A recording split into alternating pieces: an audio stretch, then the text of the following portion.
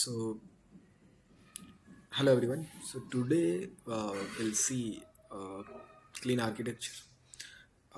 Example, what is the clean architecture? How it will be divided into different layers, and how each layer has what kind of responsibilities and how they communicate with each other. So here we can see the first layer is the API layer.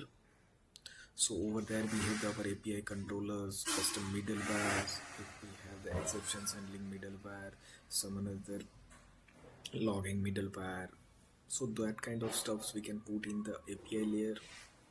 Other stuffs would comes is like the different app settings files, like if you want to keep the development app setting, QA, release, prod. So different app setting files we can put it based on the environment. It will pick up the that uh, app setting files.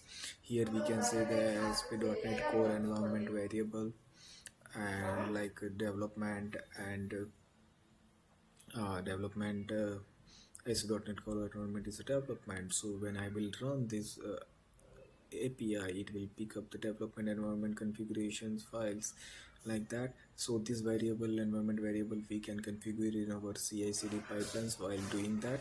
So this variable would be configured based on that. Our app setting file would be picked up uh, in the pipeline as well. Uh, so this would be for that. Here is the Docker file. So we have dockerized this. Um, Docker prepare the Docker image and that can be pushed in the as a container registry. So from that we can deploy it to the app services and we can make it a API up and running. So this is for that. Then the applications would comes like here we have utilized the CQRS pattern command query patterns. So for that we have division further, like where we can put the commands and handlers, where and we have the queries.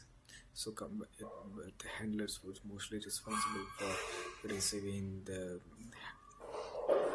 part of that, and the queries would be for only retrieving part, and write part would be like that. Like here we have this employee controllers, so they have the commands for the write operations and the queries for the get operations. So this is a basic difference between commands and queries. And also let discuss the programs.cs, which is more important to understand. It is structure is slightly different. Earlier we have the I said service configuration and there two sections, but as of now nothing like that.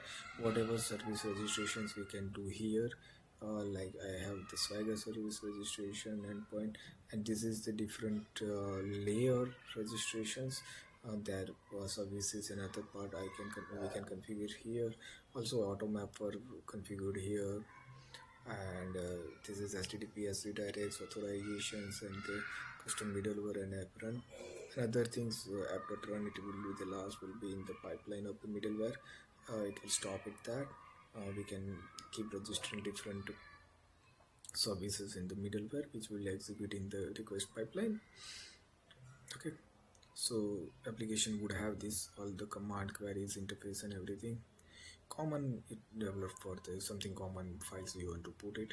Domains is responsible for all the entities. Here we are utilizing the EntityFramework with the secure server, CQRS, and what is the other pattern is that the repositories architecture utilized with the unit of work, because somewhere we want to uh, delay the saving part, and like we have the multiple operations and we want to do unit of work to execute all the operations at the one go, and we want to manage the uh, atomicity of the data.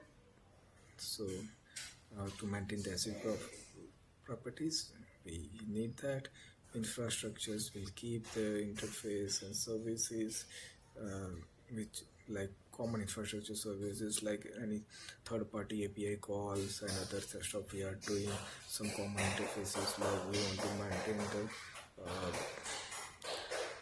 constructed service collections would be there. So some infrastructure related